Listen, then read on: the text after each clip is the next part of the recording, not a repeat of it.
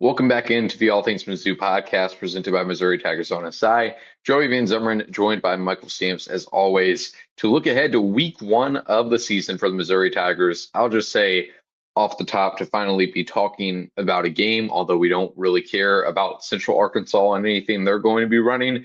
It is very refreshing after doing this weekly since May, even farther back than that, talking about what this team will look like. And now finally, we are less than a week away from actually getting to see this team play. Michael, I mean, just how excited are you to find out some answers to the questions we've been having? In general, no diss on the state of Nebraska, but it's definitely nice to be back in Columbia and be in the swing of things already. I completely agree. Like you said, there's only so much we can say about Central Arkansas, um, which is not a lot at all. But we could still hit on that a little bit. But to finally be hearing from Coach Drinkwitz and the players about actual football games and not basically the same thing over and over about fall camp is refreshing. Hearing new things is always nice and fun and exciting. And we've got plenty to talk about today. So we got some good insight earlier today. So Right. Yeah. And let's just start with the quarterbacks to start this off. Both Bo Privula and Sam Horn will be playing in this game here. Really no surprise. As I said in a reel the other day when it was announced that this was going to be the plan, it really wouldn't make sense for it to be any other way. I mean, as far back to or as latest as Drinkwitz after the third week of fall camp, where they after that only had two more practices, where he was still saying after the Lindenwood scrimmage, like, hey, there's still no separation that I'm seeing. It's still really close. It wouldn't make sense, I don't even think, for him to make a decision after the two practices they had on Monday and then Tuesday with that in mind. And so I think obviously there are still people that are upset that he hasn't made a decision yet. There's the phrase, if you have two good quarterbacks, you don't have any, that is being thrown around a lot, which I'll just say is just so misfounded to me, in my opinion.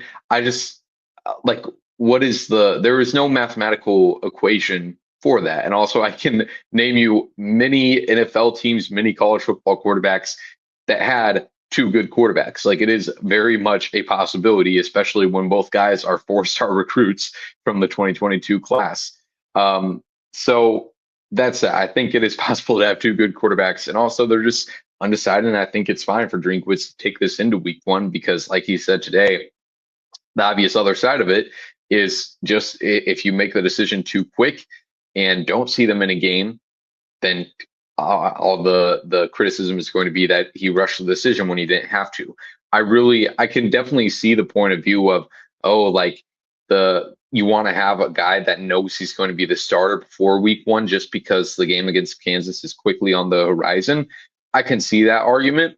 But I also think, again, there's no reason to rush it. There is no reason to go into this game knowing your starter, right? I mean, they could go have Matt Zollers out there to take the first series of snaps, and it would not matter. So to me, even if Drinkwitz secretly does have a starter, but I do believe him that he is undecided, then it just makes sense to go into this game and give them both a shot, especially considering the inexperience of both of them. What are your thoughts on the move, Michael? I mean, I guess really the only thing I have to add to that is week one against Central Arkansas is really like the best case scenario. I mean, or a game, in similar fashion to Central Arkansas is really the best case scenario for any team who has a quarterback competition that would be in a similar situation to what Missouri is in. It's a game they should win and they should dominate on both sides of the ball. Regardless if Bo or Sam like play incredible or average or very below average, they should win. So it gives them both a chance to be comfortable. And I mean, Eli Drinkwitz says this a lot, and he said today that everyone goes into the game with a plan, but you have to react. And I would imagine that some of these practices and fall camp and weekly practice gets kind of predictable just because you're playing the same people over and over and over and over again. even if you watch, what little film there is on Central Arkansas, like things are going to happen that go off script. That's just how football works. And, seeing both of those guys react to the situations, I would imagine is going to be one of the determining factors. And you're just not going to find that in fall camp or in a weekly practice. So if there really isn't any separation, which I agree with you, Joey, I believe him when he says it, having this live, I mean, in many ways, Central Arkansas is going to be like a practice. It's just like one of those NFL preseason joint practices, right? Where obviously they're going at full force, and it's not a scrimmage, but you're still learning and getting adjusted. So both of these guys are going to have a full opportunity to get used to the speed of the game and off script situations and adjusting to situations and creating plays on their own and things like that. So I think it's for where this quarterback battle is at right now. I think it's ideal that Central Arkansas is week one to get that sorted out. I mean, he also said that the quarterback battle is not going to go past week one, so they should know their guy, or they will know their guy after this week. So it makes sense, but that's also interesting. So it'll be, it should be clear who the starter will be after this one, but I guess crazier things have happened. So yeah, I mean, just in general, I think this is a really good opportunity for both of them to prove themselves and all that sort of thing. So ideal situation for these two guys heading into this game. Right. And I think, again, just hitting on the specificities of this competition in particular, where you have two guys that have never started in a game. And I know, obviously, Bo Pribula played at Penn State. He appeared in 23 games over the last 2 years. But since 2021, Sam Horn has not thrown for over 5 passes in a college football, in any football game, at a single time. He had 5 against South Dakota State. Bo Pribula has done it 4 times. He only had 1 game in his time at Penn State where he threw over 10 passes. Like, both these guys are a mystery, and there's only so much you can find out in practice. It seems like, at least from what Drinkwitz has been saying, that there's reason to be confident that they're not completely falling short of their 4-star status. But again, there's really only way to test it out, how they're actually going to react in the game. Like you said, Michael, with the specific situations of having to read and react and adjust at the line. And I think there's really some interesting situations and possible outcomes for this. Obviously, the top question is really going to be how they end up dividing the playing time. Is it going to be by half, by series, by quarter? And we can debate on what the best plan for that would be. But Drinkwitz said today he wasn't willing to share that. So it's really going to be after the first drive, it's going to be like tracking a celebrity's playing, where like we're watching every move, every series. It's going to be a tweet of who is warming up at quarterback, not knowing when it's going to change. And the one thing I would say about that, though, because a lot of people are worried it's going to be a situation like 2023, where one guy gets the first half and one guy gets the second, which is just completely unfair, to put it simply. But Drinkwitz said at the start of fall camp, one, that he realizes that quarterback competition was somewhat of a quasi competition, because Brady Cook was the incumbent and Sam Horn really didn't have the most opportunities, and he had to really set himself above Brady by a significant margin instead of just looking good and maybe having a tight race like this one. So the fact that Drinkwitz said that they've learned from that competition, I think says that it's not going to be by half. And I also just think, if you really want to see what Drinkwitz is saying he wants to see out of these two guys in this competition, the separation, and see them read and react, the best way to do that is not by just giving them a half each. Really, I think you'd want to have them be able to go a few series at a time. I think either going a few series at a time or quarter by quarter, either one of those works. The main thing is just having time to Look at a drive, say, okay, this is what I did wrong, and then reacting to that and improving off of that. Because the main thing that Drinkwitz has emphasized through all of this for what's going to separate one another is the consistency. Now, he did say, he was asked today, like, what exactly are you looking for? And he didn't want to share that either. So I don't think, though, it is really going to be, I don't think he has certain numbers in his mind or certain, like, I want Bo to do this X play really well or Sam to do this Y play really well. I truly think it is going to be a complete picture look. And I think there is some interesting scenarios that could happen, which would make for an interesting decision and interesting reaction from Missouri fans, because I would not be surprised at all if we get through this game and it's pretty difficult to tell who really set themselves apart. I also think there is a world where one guy just looks completely better than the other, for both ways. But I think if the situation is that, I mean, one guy goes 5 for 12, but the 5 completions he made were really cool, really great, and touchdowns on a few of them. But the other guy goes 12 for 12. He doesn't really have anything too flashy, but he doesn't throw any interceptions. He makes the smart moves. I mean, as long as they're not all layups and checkdowns, then I think it would probably lean more toward the guy who goes 12 for 12 instead of the guy that goes for 5 for 12.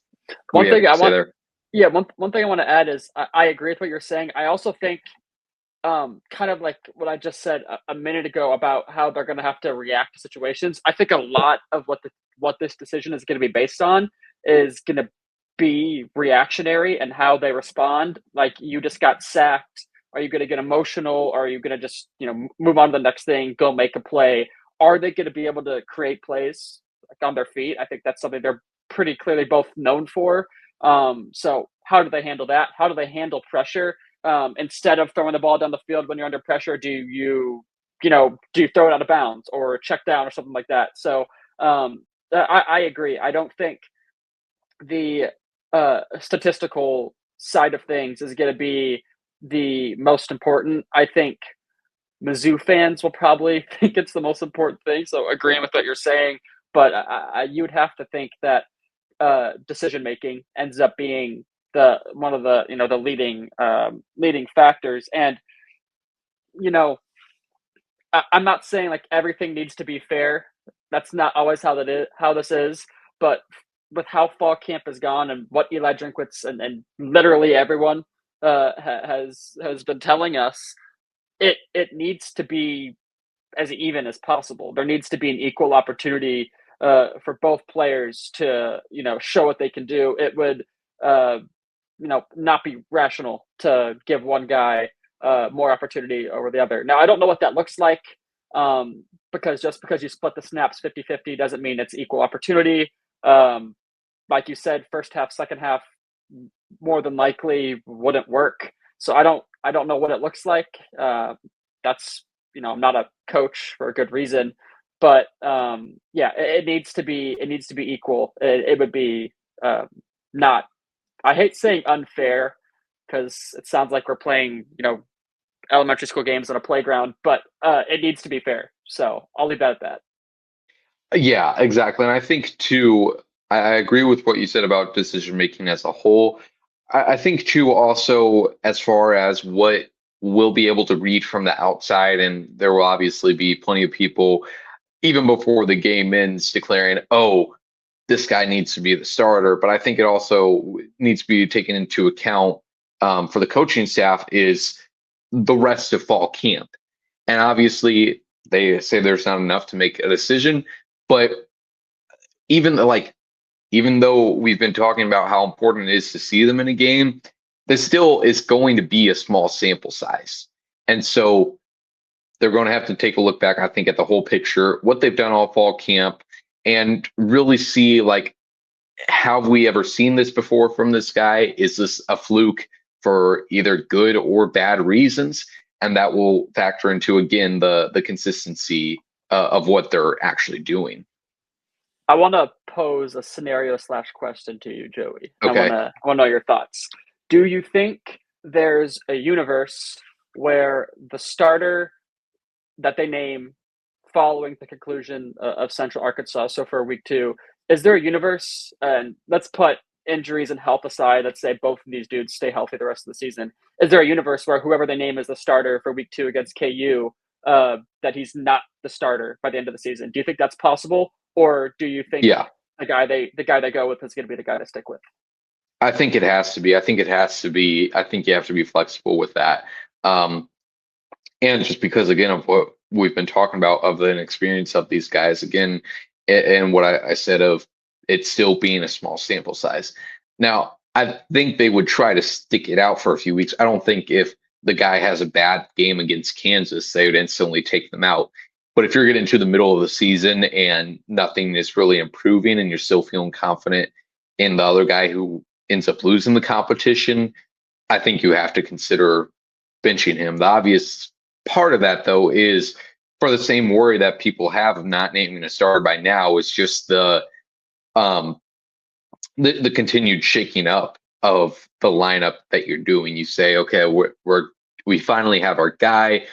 Wide receivers are getting used to him. You're building your offense around him, and then you get middle of the season and you're pulling them out. So I think the other interesting part of that, for what I just mentioned, with the scheme and everything and having to build around a guy, I think another part that will be taken into account is just how the whole entire offense operates under a guy. And exactly like I said, as far as consistency over highlight reel, I think what will have to be taken into account is how the quarterback is able to control, obviously, the changes at the line of scrimmage, react to the defense, the timing he has with the wide receivers. But also, again, as far as, don't look at the stat sheet as the only indication of where they might go.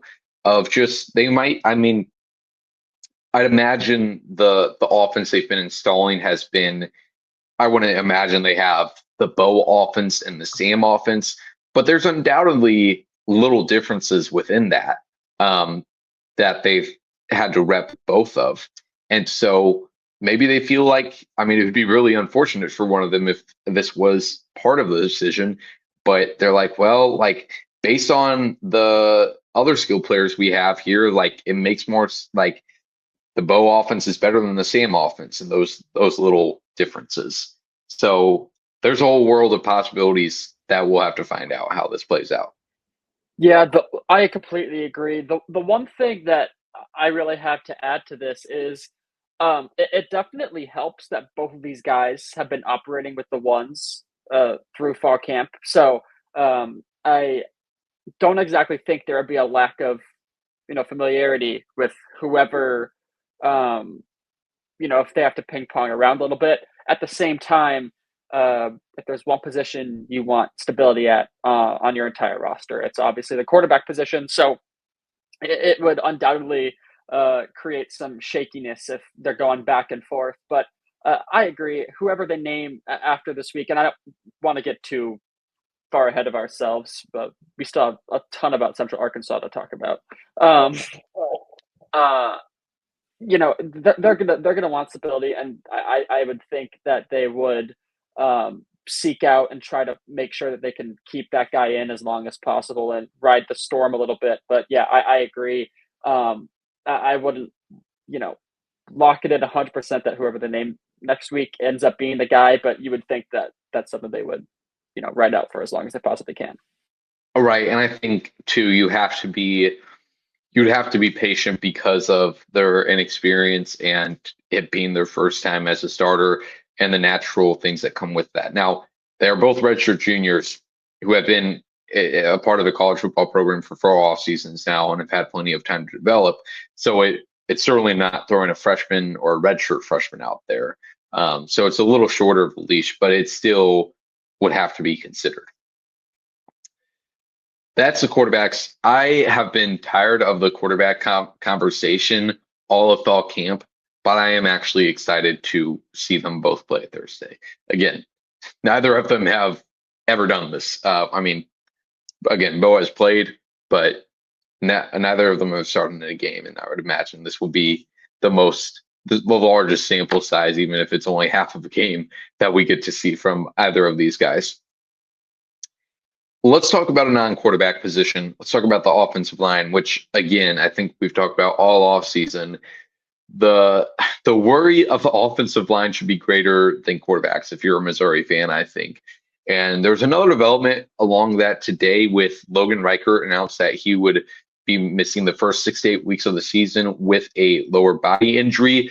And at first, my first reaction to this was, man, that's really unfortunate for Logan Reichert and the trajectory of his career, especially after he was coming off a lower body injury near the end of last regular season. And then I was realizing too, like it's getting thinner and thinner along the interior of the offensive line. And to your question of what you just asked of if the starting quarterback they name after Central Arkansas is going to be the guy for the rest of the year, I was thinking about Curtis Peagler today. And again, like I'm not here to trash on Curtis Peagler. I think we've learned that his teammates have a lot of respect for him.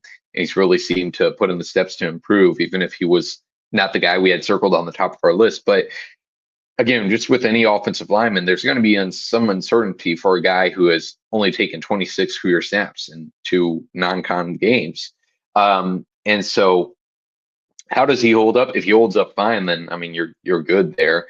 But feel like I don't have any statistics to back this up, but offensive line is certainly not the position where the least injuries occur. There would undoubtedly be some point in the season where they need to have a backup in on the offensive line. And I just think it's really unpredictable exactly what that looks like at any position. And specifically with the guards in the interior spot, at center, it seems like it would be Judice. That would be the backup center. But then do you move Caden back to left guard, or do you move Javen Richards, or do you move Jalen Early at left guard and keep Caden at left tackle? I think you keep Caden at left tackle and bring in Jalen. And then right guard, again, if you aren't pleased with Curtis Peagler, then what do you do? I'd say you probably move Tristan Wilson over. And then hopefully they never get into a scenario where they're down 2 starters. Because after that, again, I mean, on the interior, you have Peagler, Tolson, Wilson, and Early. So pretty much just 1 backup. And that's, well, 2 with Jalen Early and Tristan Wilson.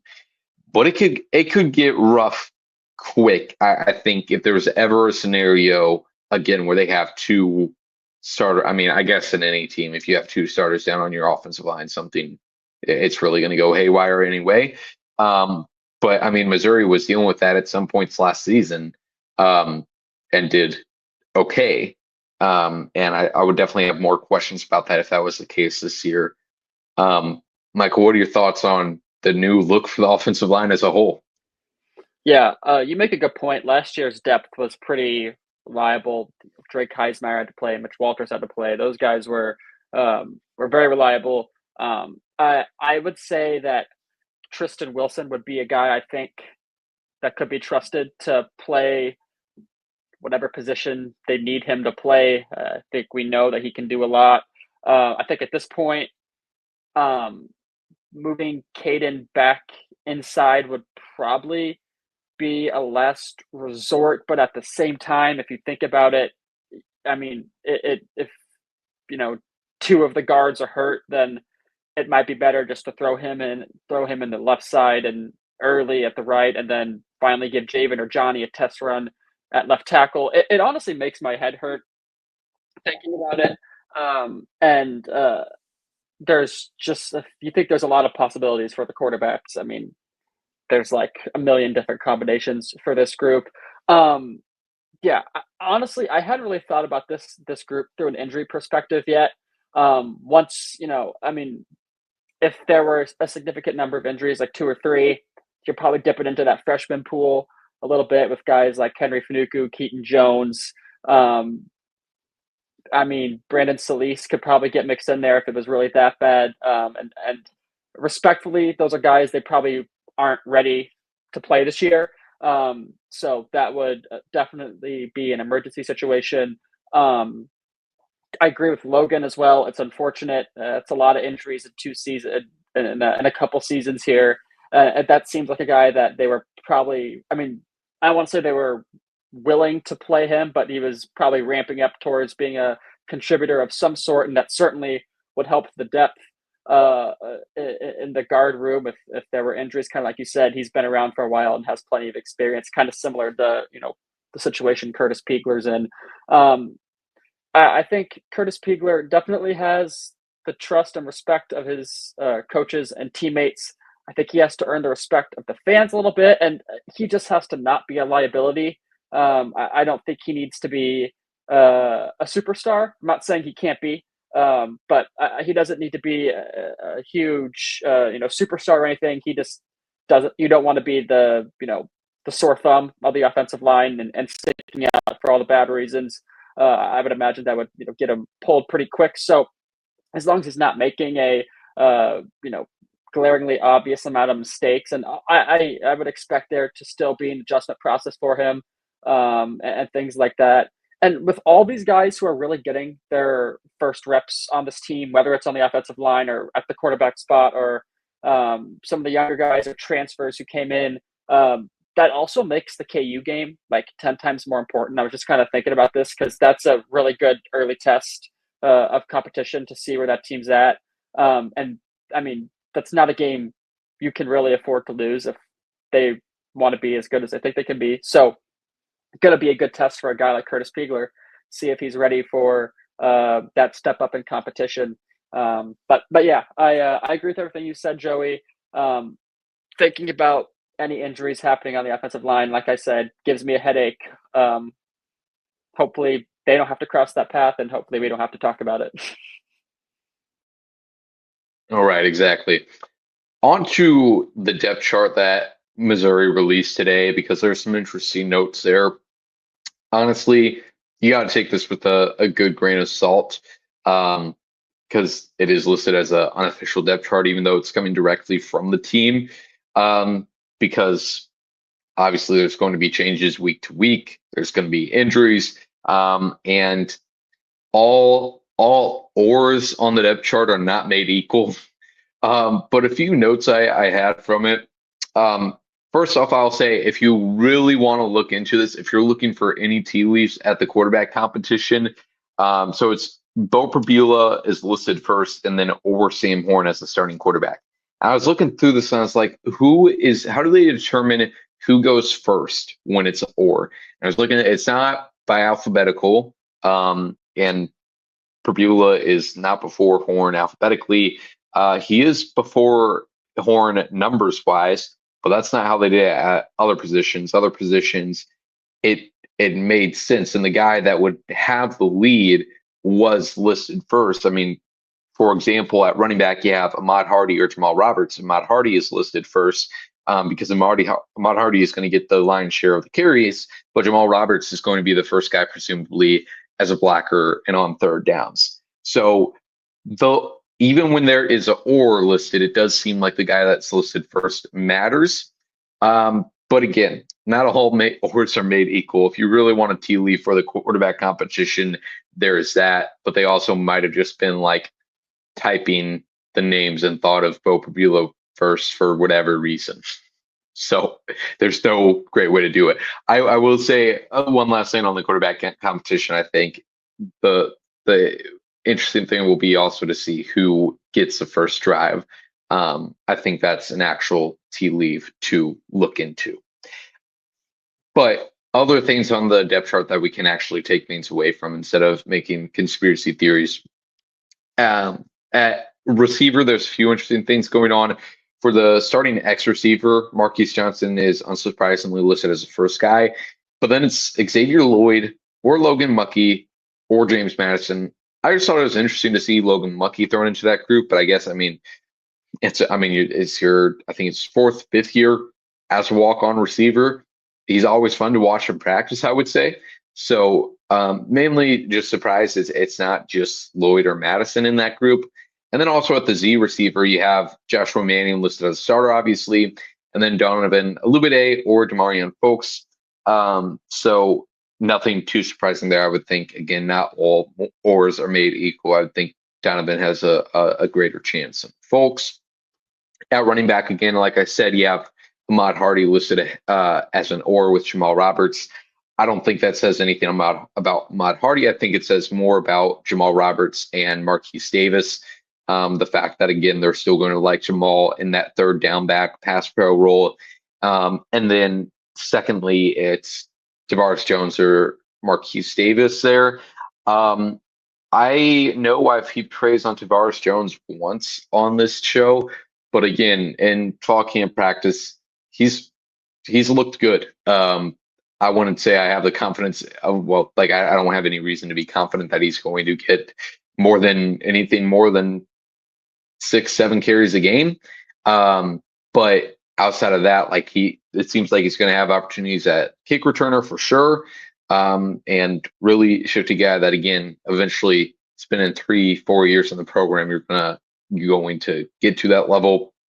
And then for Marquise Davis, still though, I think the same goes that we've talked about all offseason. Like, he's going to have the opportunity to play, and especially in this first game here, I think will be a big opportunity for him to be able to prove that. Before we get to the defense, any thoughts there, Michael, on those notes?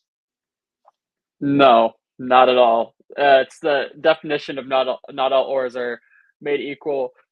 This isn't one you mentioned, but I don't know if you have any thoughts on this. I was kind of curious about what the tight end order would be. And I'm not, again, I don't really read into Brett or Jordan. But I was curious to see if Jude would have jumped Jordan, and I'm not surprised that he didn't at all. It makes sense just because of the level of experience. But it's Jude James or Vince Brown behind Brett and Jordan. I don't know if not that I'm surprised. I was curious about it. I don't know if you have any thoughts on that, Joey. I know Drinkwitz kind of highlighted the role that Jude James could be playing this season, and it's pretty darn interesting, if you ask me. But yeah, I don't know if you have anything to add to that. Right. Yeah. I mean, I think it's hard with tight end just because of how fluid the chart is. I mean, same goes for wide receiver, really, and it's a lot more. I mean, same for wide receiver, but especially for tight end, really just so dependent on the skill set needed for a play. But I did think, I mean, one at tight end, Gavin Hoffman isn't listed there, but Jude James is, which I think is something of note. But I don't see Jude as a comparable player to Vince Brown. I don't see Jude as a comparable player to Jordan Harris. And I like Jude James and Jordan Harris, in my mind, don't play the same position, if that makes sense. Not the same role. Neither do Brett Norfleet and Jordan Harris. But I agree. I think it is something there that Jude James is in that lineup. And again, that the tight end position is right up there with linebacker for me as just how many guys are going to play and how often. At linebacker, I did think this was interesting that Cleo Jacobs was listed as a Mike middle linebacker and not a Will weak side linebacker, because from my knowledge, he mostly played at Will last year, and that kind of suited his skill set last year better, just as a blitzer and third down guy. But the fact that he's listed as middle linebacker, to me, says that he has made those jumps to be a more every down guy that Drinkwitz has said he would be. And we talked not too long ago about the overall linebacker depth is pretty good, but who's the backup middle behind Josiah? So that makes sense for Khalil to be there. And then you have Jeremiah at Beasley in the middle as well. And then, not surprisingly, Nick Rodriguez at weak side linebacker behind Tristan Newsom.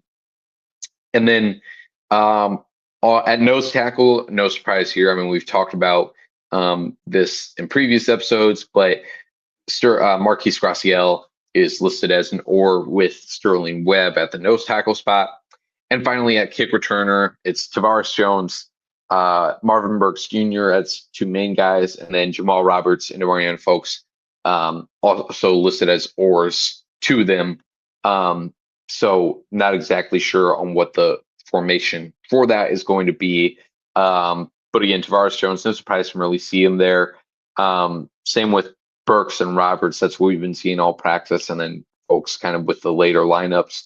But again, Tavares Jones would not be surprised if he is a good kick returner. Any thoughts on defense or special teams, Michael? A couple weeks ago, when Drinkwitz first mentioned that Marquise Gracia was, emerging as this breakout player, I recorded an extra point saying that talking about the defensive tackle depth, and I made the semi-bold claim that he would be defensive tackle number 2. I'm kind of happy that there's some validation to that because I was a little nervous about it. It's a fluid position. I mean, they've rotated multiple guys, 4 to 5 to 6 guys in the defensive line total on the outside and inside over the last couple seasons, just because they managed to bring in so much depth at both of those positions. So labeling DT2, DT3 like doesn't really mean all that much. Sterling Webb and Marquise Gracia are gonna both play a pretty significant amount. I'd imagine we'll see a good amount of Braylon and Jalen. That's fun. I'm sure we'll see a good amount of them too. So probably reading a little bit too much into it. But I think it's just validation that the hype around him and the high praise, I guess, of Marquise Gracia is deserved, and it's real, it's legitimate. But nothing else really stands out to me. I mean, this whole depth chart was pretty unsurprising and standard. Not that that's a shocking thing, but not very much surprise.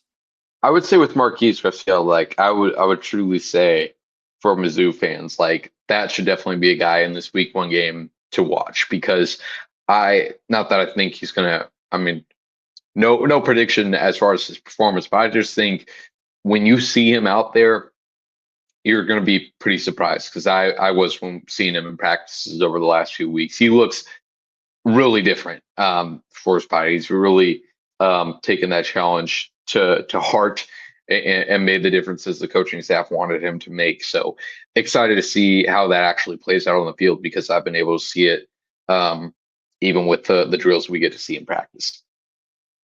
So that's that. Michael, any last things on the Central Arkansas game that you'll be watching out for? I'll say this is, with everything that's going on with the quarterbacks, and there's still some pretty significant positional uncertainty. This is pretty, I mean, especially with the offensive line over the last week and a half. I mean, kicking Caden outside wasn't like a complete shock, but there was definitely still some surprise there.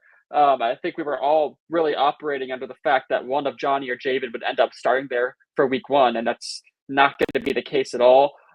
So in many ways, this game against Central Arkansas has really turned into one of the more important ones in the season, in my opinion, just because there's going to be a lot of performances that really, truly matter more than we probably once thought of. I mean, you could even slot Caden into that category too, because he hasn't played I don't think he's played a snap at left tackle for Missouri. Not with Missouri, no. Yeah, not with Missouri. So, there's some significance there. Then obviously, Curtis hasn't played a lot of football, and Dom hasn't done anything as a Tiger yet, and Keegan Trust hasn't done. So all those guys have to prove themselves. And then I'm not going to say anything else about the quarterbacks, but we all know that that's pretty darn important this first week. So in many ways, I think this is one of the most important games of the season. I mean, you could argue that every week 1 of every year is important because you have to establish your identity and all that, coaches cliche talk, which is true, but you hear that every year. But no, this game does have a lot of significance to it. I'll before we move on, I'm going to ask you one more question, and I'll chip in after you. I want to know for you in week 1, one guy on offense, one guy on defense. You're the most excited to see play. We've seen him in fall camp and spring, but now it's game time. So one guy on both sides of the ball you're most excited to see. I would say I'll take the Alubade bait on offense. I would say I'm more interested in seeing guys like Piegler and the other guys you mentioned there. More questions there, but just for pure excitement and entertainment level on offense, Alubade. On defense, I'd probably say Josiah Trotter. I mean, I think Damon Wilson is going to look good. But I think Josiah, at least for I'm not going to be very like I'm not going to be blown off my seat if Damon Wilson gets 2-3 sacks on the poor man that has to go out there for Central Arkansas at tackle. But Josiah Trotter, I feel like at inside linebacker could get a little more takeaways of substance from him.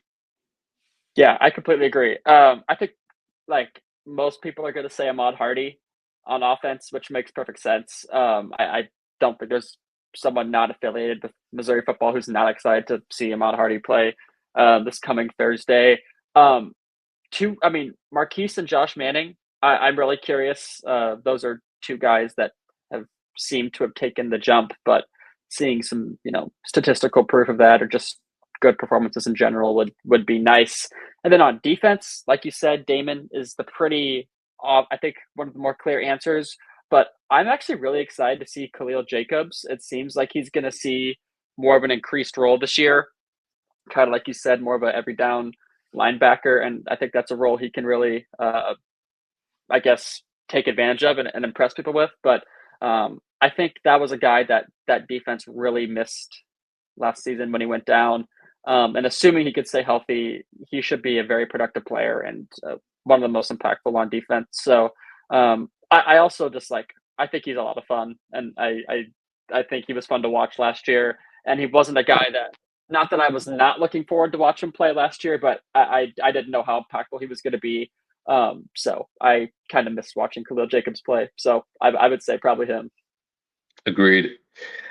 All right, now onto this last note of conversation here before we wrap up. The SEC announcing finally our long national nightmare of hearing debates about this is over. The SEC will be moving to a 9-game conference schedule in 2026. I don't think it's a coincidence that it passed a few days after the College Football Playoff Committee announcing new changes to making a real intentional effort to consider strength of schedule into this. It means obviously some interesting things for how non-conference scheduling will work in the near future. But with this overall, I think we talked about it after FCC Media Days. I think, as Eli Drinkwitz said, from the fans' perspective, and from us in the media as well, who would like to cover more games against teams like more against teams like South Carolina compared to games against teams like Central Arkansas, also a plus for us. And then obviously they're going to be required to play one Power 4 opponent per year. Now that's been something that they've been required to do for some time now, but for at least 10 of their games are going to be against Power 4 conference opponents, which really for the committee, which was another point of Eli Drinkwitz's arguments of as far as getting into the college football playoff, that's going to be another good game on your resume. Drinkwitz did mention what he called unintended consequences from this.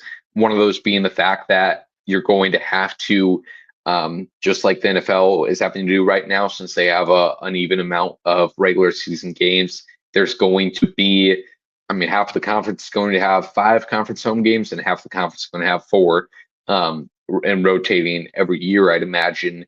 And so it's not really a problem in the NFL because there's a little bit more stability and you're not going to complain about anything that's happening from year to year. But college football, again, like we talked about after the debate at SEC Media Days, there's going to be some teams that end up being very upset that the one year they have everything put together, they have 5 road games instead of 4, which to me, it just goes to my whole argument with the College Football Playoff Committee and coaches complaining about it is, well, just win your games. That should not, if you're really that good, just win your games. But overall, I'm happy for it. I'm excited for it. The big question obviously becomes who Missouri's top, their permanent 3 opponents are going to be. Any thoughts on that, Michael, including who the 3 opponents might be?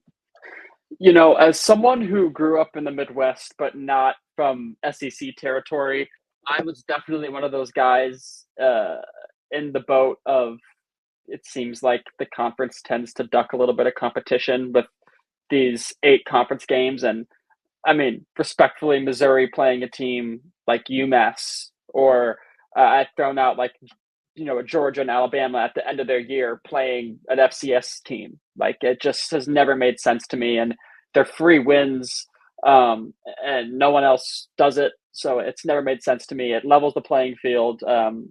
I think uh, a lot of fans and people in general have long complained that some of these SEC teams get to the postseason and end up not being as good because the level of competition they played outside of the conference was not great. And then obviously a lot of these SEC teams just beat up on each other. That's how you get your 6-6, 7-5, 8-4 teams, which happens in every conference. But still, so this levels the playing field a lot. It's perfect that it goes right along with the CFP changes. I'm excited. This is something that needed to happen. Hopefully people can be done complaining about it and crying about it, because like the Mizzou quarterback battle, it was getting old, to the point of the 3 permanent annual opponents. I think Oklahoma and Arkansas would probably be the 2 gimme. I mean, Arkansas for sure, but you would think it would be Oklahoma. There seems to be a little bit of disdain there, and I enjoy it. I think it's usually I think it's a fun matchup, and I think after last season, it's going to continue to be a fun one. I think 3 teams would make sense for that final spot. I've been debating this with my friends for since this news came out, so I like to think I have a thought on it or two. Kentucky, Tennessee would make sense to me. I think Vanderbilt would also make sense to me. I also think South Carolina would make sense, so I guess that's 4. I think Mizzou fans would love for it to be Tennessee. The best of the bunch would be South Carolina. I think the 2 teams just tend to match up very well. So that would make sense. I bring up Kentucky because I know Eli Drinkwitz and but Mark Stoops, Mark Stoops. I know they're friends, so that could maybe work something out. And also, it seems like Missouri plays Vanderbilt every season, so that would also make sense. If I had to pick one, it would be South Carolina. So my 3 ideal ones would be Oklahoma, Arkansas, and South Carolina. But could be a mix of a lot of teams. I'm curious to hear what you have to say on this, Joey. Right. Yeah. I mean, I'm pretty sure Vanderbilt and Arkansas are set in place to be the 2 permanent opponents now. And so I think it's going to be Vanderbilt, South Carolina, or Vanderbilt, Oklahoma, and Arkansas.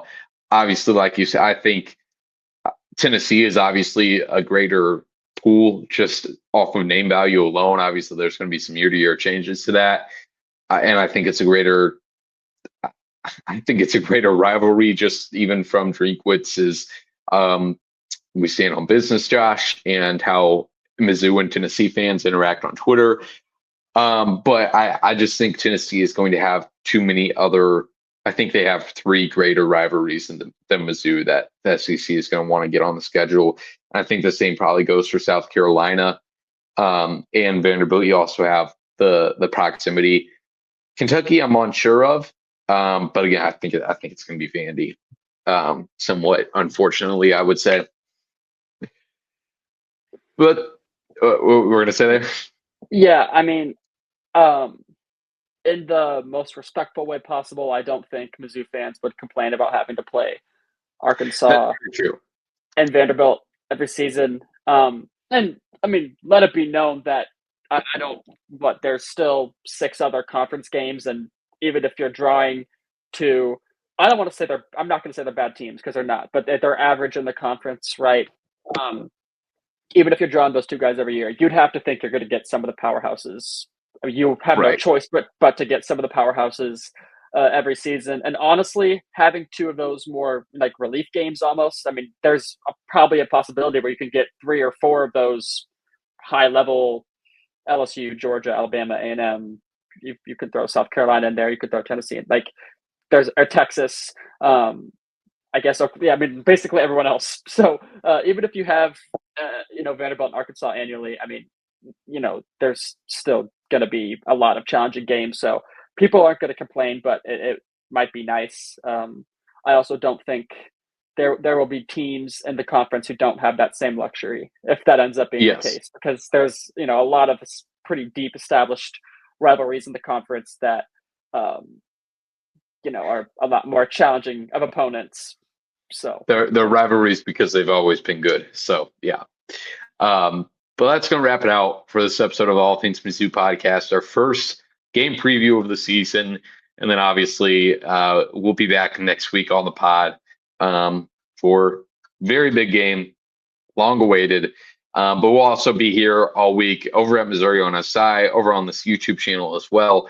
We'll be back on the YouTube channel as well with some quick thoughts after this game against Central Arkansas. So make sure you check it out, all of it. And we really appreciate you tuning in throughout all fall camp and the preseason.